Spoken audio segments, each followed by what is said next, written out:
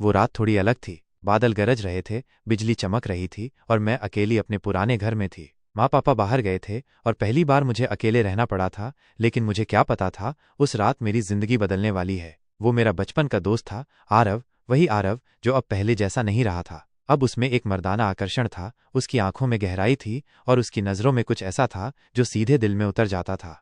रात 10 बजे बारिश जोरों पर थी जब आरव का कॉल आया, मैं तुम्हारे घर के पास हूँ, बारिश में फंस गया हूँ, अंदर आ जाऊं? मैंने हाँ कहा और दरवाज़ा खोला तो सामने उसका भीगा हुआ बदन मेरी धड़कनों को तेज कर गया। टॉवल देते हुए मैंने उससे कहा, कपड़े बदल ले वरना सर्दी लग जाएगी, और वो ड्राइंग रूम में बैठा था और मैं उसे चुपचाप देखती रही। तभी बिजली चली गई और अंधेरे में उसकी आवाज़ आई, डर लग रहा है? मैंने कहा, थोड़ा, पर तुम हो ना? वो मेरे करीब आया, उसकी सांसें मेरे चेहरे से टकराईं और वो बोला, तेरी आंखों में कुछ है जो मुझे रोक नहीं पा रहा। और फिर उसका हाथ मेरे हाथ पर, फिर कमर पर, और फिर उसके होंठ मेरे होंठों से टकरा गए। वो किस बहुत लंबा और गहरा था, जैसे हर डर उस एक पल में मिट गया हो। उसने मुझे बाहों में उठाया और बेडरूम तक ले गया। वो रात हमारे बीच सिर्फ जिस्म की नहीं, रूह की भी मिलन की थी। हम दोनों की सांसें तेज थीं, जिस्म पास थे और दिल पूरी तरह एक दूसरे में डूब चुके थे। जब सुबह हुई तो मैं उसकी बाहों में थी और उसने पहली बार कहा, आई लव यू। लेकिन उस प्यार की उम्र छोटी थी, क्योंकि उसने कहा, मैं 3 महीने बाद लंदन जा रहा हूँ, शादी तय है। मेरा दिल टूट गया, लेकिन मैं खामोश रही। उसने कहा, तू मेरी कमजोरी बन गई है, इसलिए बता नहीं पाया। वो चला गया और मैं बिखर गई। फिर 3 महीने बाद उसका वीडियो कॉल आया। मैं शादी नहीं कर पाया। मैं चौंकी। उसने कहा, क्योंकि उस रात मैंने सिर्फ तुझे नहीं पाया था, खुद को खो बैठा था। फिर वो इंडिया लौटा और शादी की। शादी के बाद वो सुहागरात, वो पल एक बार फिर से हमारी रूहों को जोड़ गया। लेकिन कहानी यहीं खत्म नहीं हुई। कुछ समय बाद मेरे पुराने दोस्त यश की वापसी हुई। वो रियूनियन में मिला और बोला, जिस्म किसी और का हो सकता है, लेकिन दिल अब भी मेरा है। मैं उलझ गई और जब आरव को पता चला तो वो तड़प उठा। उसने मुझे बाहों में भरकर कहा, तेरे जिस्म पर मेरा हक है, लेकिन दिल, मैं फिर से जीतूंगा। उस रात हम फिर से टूटकर जुड़े। प्यार अब और गहरा था।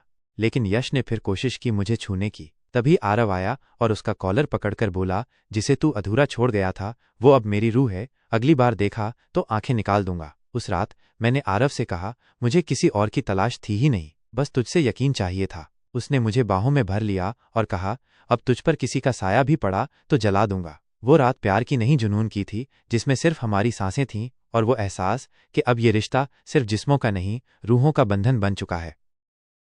कुछ महीने शादी को हुए थे और सब कुछ एक सपने जैसा लग रहा था, लेकिन फिर अचानक आरव का तबादला एक दूसरे शहर में हो गया और उसे हर हफ्ते 3-4 दिन बाहर रहना पड़ने लगा। अकेलेपन में मेरी तन्हाई फिर से मुझे खाने लगी। मैं कोशिश करती सब ठीक रखूं, लेकिन आरव की गैर मौजूदगी ने मेरे भीतर एक खालीपन भर दिया था। एक दिन जब मैं जिम गई तो वहां मेरी मुलाकात हुई कबीर से। जिम ट्रेनर, चौड़ा सीना, गहरी आंखें और धीमी मुस्कान वाला लड़का, जो हर बार मेरी नज़रों में कुछ अलग पड़ने लगता। शुरू में मैं नज़रें चुराती रही, लेकिन फिर उसकी बातों में एक खिंचाव था जो हर दिन थोड़ा थोड़ा मुझे उसकी तरफ खींचने लगा। एक दिन जिम के कोने में जब मैं वर्कआउट कर रही थी, उसने आके धीरे से मेरी पीठ को सीधा किया। उसकी उंगलियों का स्पर्श मेरे जिस्म में एक झुरझुरी पैदा कर गया। उस दिन घर आकर आईने में खुद को देखा। क्या मैं फिर किसी और के लिए आकर्षण बन रही थी? उस रात आरव का कॉल आया और उसने बताया कि उसे 1 हफ्ते और रुकना पड़ेगा। मेरी बेचैनी और बढ़ गई। अगले दिन कबीर ने मुझसे कहा, तुम बहुत खूबसूरत हो और बहुत अकेली लगती हो। मैंने गुस्से से देखा, लेकिन कुछ कह नहीं पाई। उसी शाम बारिश होने लगी और मैं गाड़ी लेकर जिम से निकलते वक्त फिसल गई। पैर में मोच आ गई। फोन किया तो आरव नहीं उठा। कबीर ही आया और मुझे घर छोड़ने लगा। घर पहुंचकर उसने मेरा पैर पकड़ा और धीरे धीरे सेंकने लगा। उसका स्पर्श नरम था, लेकिन सांसें गर्म थीं। मेरी आंखें बंद हो गईं। एक पल के लिए मुझे खुद से डर लगने लगा। तभी कबीर ने मेरा चेहरा अपने हाथ में लिया और कहा, अगर कभी आरव न रहे तो क्या तुम फिर भी अपनी चाहत को दबा पाओगी? मैं चौंकी और झटका देकर उठी। मैं सिर्फ आरव की हूं, ये मत भूलो। लेकिन उस रात मेरी रूह में हलचल थी। अगली सुबह जब आरव लौटा, मैंने उसके सीने से लगकर खूब रोई। उसने पूछा, सब ठीक है ना? मैंने कहा, नहीं, सब कुछ ठीक नहीं है। मैं तुझसे दूर होकर खुद से दूर होने लगी थी। आरव ने मेरी आंखों में देखा और कहा, चल आज मैं तुझे फिर से अपना बनाता हूं। और उस रात उसने मेरे हर डर को अपने प्यार से धो डाला। उसकी बाहों में फिर से वही जुनून था, वही गर्माहट, वही हक। उसकी उंगलियां मेरे बालों में थीं, होंठ गर्दन पर, और जिस्म पूरी तरह मेरे साथ घुला हुआ। उसने कहा, अब चाहे जो भी हो, मैं तुझे अकेला नहीं छोड़ूंगा। उस रात मैंने खुद को फिर से उसकी बाहों में पूरी तरह खो दिया। और कबीर, वो अब सिर्फ एक गलत चाहत की परछाई बनकर रह गया था। लेकिन मैंने सीखा कि जिस्म के करीब आने से पहले रूह के रिश्ते को थामना जरूरी होता है। और मेरा रिश्ता अब सिर्फ एक प्यार नहीं बल्कि एक कसमे वादों की बंदिश बन चुका था। अब कोई चाह कर भी मुझे उससे जुदा नहीं कर सकता, क्योंकि अब मैं सिर्फ उसकी नहीं, उसकी धड़कनों की ज़रूरत बन चुकी हूँ। शादी को 1 साल हो चुका था और हमारे रिश्ते में पहले जैसी मोहब्बत, जुनून और वो पागलपन अब भी बरकरार था। लेकिन वक्त की चाल ने हमें एक ऐसी मोड़ पर लाकर खड़ा कर दिया जहां से लौटना नामुमकिन था। एक दिन आरव और मैं कार में थे और हम किसी लॉन्ग ड्राइव पर निकले थे।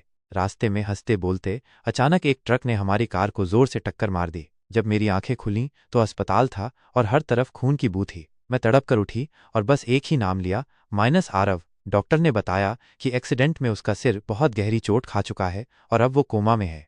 मेरी दुनिया वहीं ठहर गई, मेरी रूह कांप गई। उस रात मैं हॉस्पिटल के बाहर बैठकर बस रोती रही। हर रात उसे देखती और कहती, उठ जाना आरव, तेरी बिना मेरी सांसें अधूरी हैं। 1 महीना बीत गया लेकिन उसकी हालत जस की तस थी।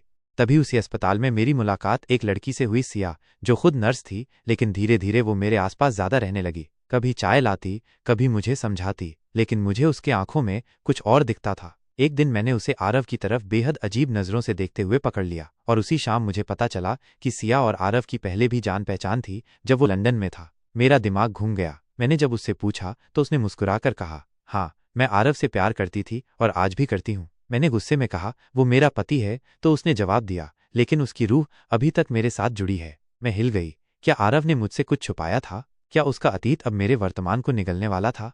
और अगले ही दिन आरव को होश आ गया। उसकी आंखें खुलीं और सबसे पहले उसने मेरा नाम लिया। मैंने उसे गले लगाते हुए कहा, मुझे तुझसे कुछ पूछना है। लेकिन वो बोला, सब कुछ जानती हो फिर भी मुझसे प्यार करती हो, यही तो तेरा सच है। और सिया सिर्फ एक गलती थी। मैं समझ चुकी थी कि उसका अतीत जो भी रहा हो, लेकिन उसका आज सिर्फ मेरा है।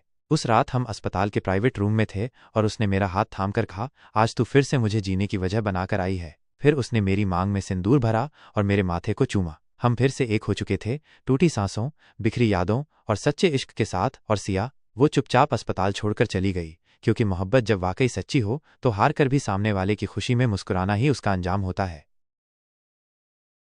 आरव के कोमा से बाहर आने के बाद जिंदगी धीरे धीरे फिर से पटरी पर लौटने लगी थी। हम दोनों एक दूसरे में और भी गहराई से डूब चुके थे। हर रात वो मुझे सीने से लगाकर कहता, अब तुझे कभी खुद से दूर नहीं जाने दूंगा।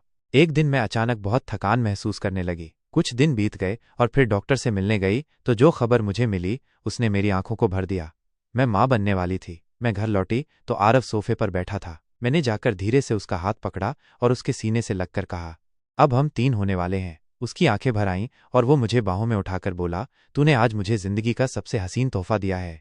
अगले कुछ महीनों तक हमारी जिंदगी जैसे एक खूबसूरत ख्वाब बन गई। आरव हर वक्त मेरा ख्याल रखता, मेरे पैर दबाता, मेरी पसंद की डिश बनाता और हर रात मेरे पेट पर हाथ रखकर बच्चे से बातें करता। कहता, पापा का इंतजार है तुझे छोटे से तूफान। और मैं उसकी हर बात पर मुस्कुरा उठती।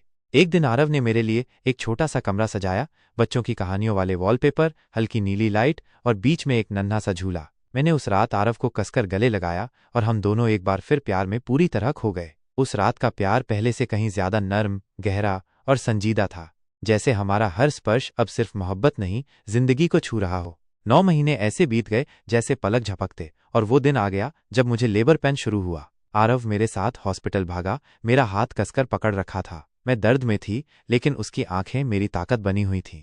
कुछ घंटों बाद डॉक्टर ने बाहर आकर कहा, बधाई हो, बेटी हुई है। आरव की आंखों से आंसू निकल पड़े। वो दौड़कर अंदर आया और मेरे माथे पर किस करते हुए बोला, अब मेरी 2 रानियां हो गईं। मैंने अपनी बेटी को गोद में लिया और पहली बार उसकी आंखों में वही मासूमियत देखी जो कभी आरव की आंखों में दिखती थी। हमारी जिंदगी अब पूरी हो चुकी थी। इश्क, इम्तिहान, आंसू और अब मुस्कान।